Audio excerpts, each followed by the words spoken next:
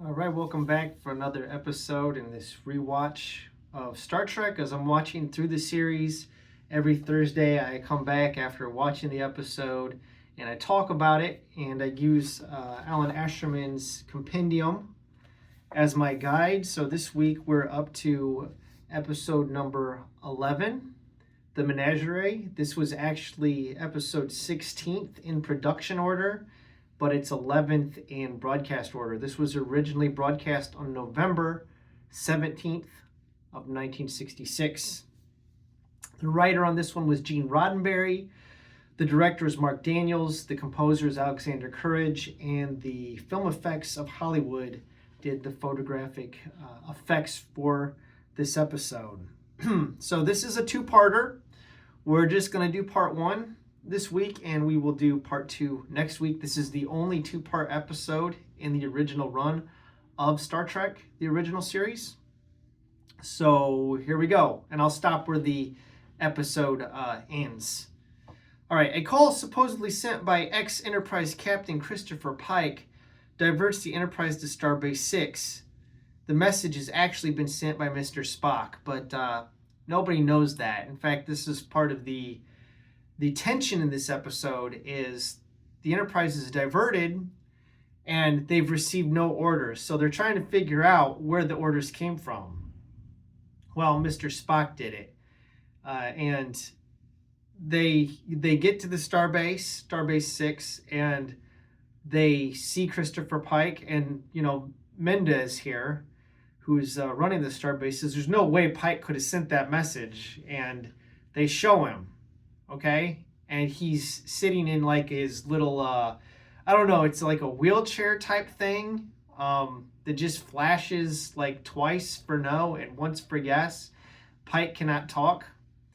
So this is one of the things about this episode is they're going to splice in footage from the original pilot, The Cage, where Captain Pike in that pilot episode is played by Jeffrey Hunter. Jeffrey Hunter played Jesus in King of Kings. He played in The Searchers with John Wayne. He's been in a lot of stuff, and he was the original captain. But in this episode, the crippled Pike, who's in the flashy wheelchair thingy, is not played by Jeffrey Hunter. He's played by Sean Kinney, actor Sean Kinney, who's has kind of a similar facial structure, but to Jeffrey Hunter, but they've got him wearing prosthetic makeup and white hair and everything, and it must have been hot inside of that thing that he's in, I'm sure, because it doesn't look like it has any ventilation. But so there's no way the crippled and paralyzed Pike could have sent the message.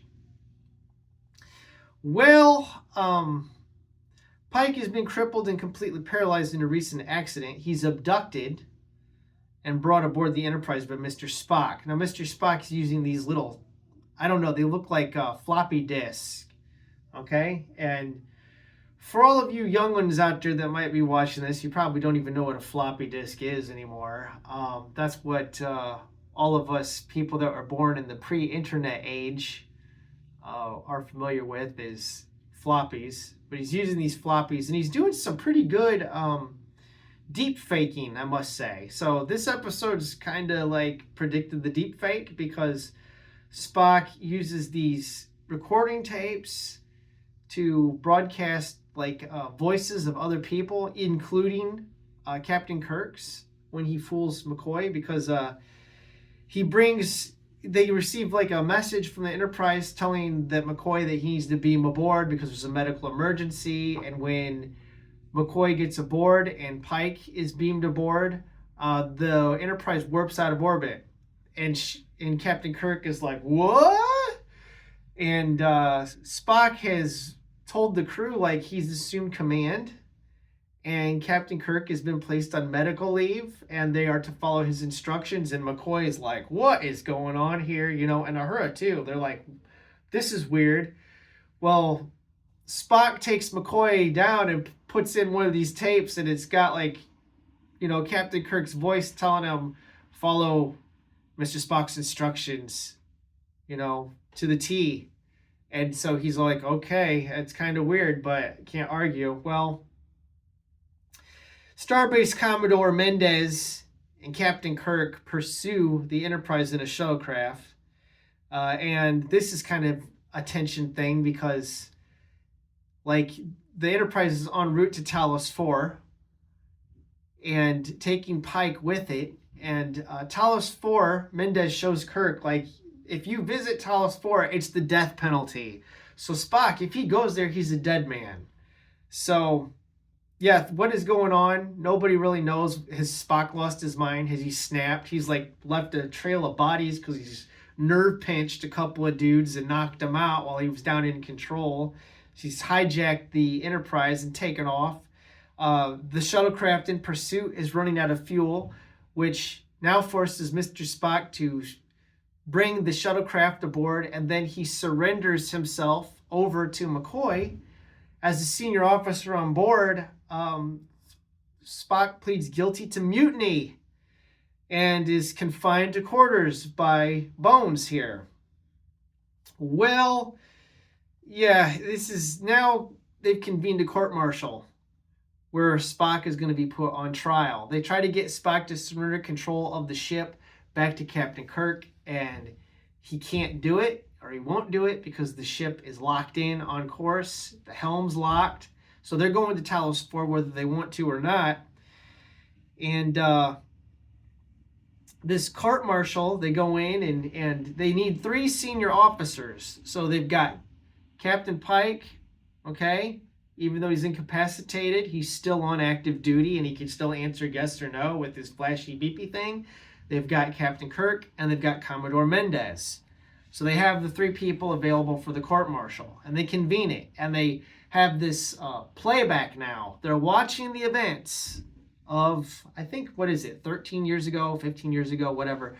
The pilot episode begins to happen. So we're going to find out what happened on Talos 4 and how, why Spock wants to take Pike back there. And so we begin to see like the first half of the pilot episode where the Enterprise all those years ago answered a distress signal. They go to this planet, Captain Pike and his crew beam down, and then Pike is taken captive after meeting a young girl named Vina. And the Talosians, okay, these crazy people with the big bulbous heads and they speak through telepathy, take him captive. And while they're watching this, kind of shocked, like, no tapes look this good, man. Like, there's no footage that looks like this. And they're informed that the messages are being beamed directly from Talos 4. And at this point, Commodore Mendez freaks out and tells Captain Kirk, like, now you're in trouble because no communication is allowed. And as captain of the Enterprise, you're responsible for the actions of your crew. And you're basically being relieved of command. At this point, Kirk is like, what? And we get a big cliffhanger ending where, and it's a good one too, because Spock is looking like, I have to go through with this. I'm not going to surrender control of the ship. Mendez is basically like, Spock, you're going to die. And now you've condemned your captain. And Kirk is all like, oh, just kind of like a deer in the headlights, doesn't know what to do.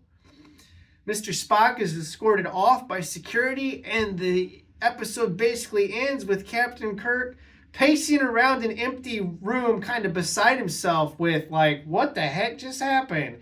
And we get the to be continued next week. So what's going on? Has Spock lost his mind? I mean, his loyalty to his former captain is on display. Pike is telling him, no. He's just flashing, don't do this. Everybody's just kind of in a state of shock here.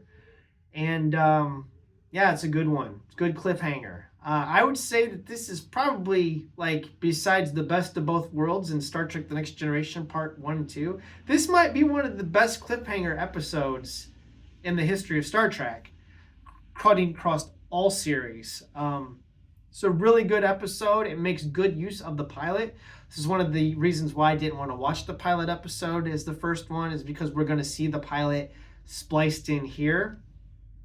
We get to see Captain Pike on this mission before Captain Kirk, and Majel Barrett, who plays Nurse Chapel as the original number one, the first officer, Spock as a science officer. Now, The Cage was originally filmed in September of 1964, and so this episode was never seen by the public. The first time anybody saw this, basically, other than at a convention on television, was its use in the Menagerie Part 1 and 2.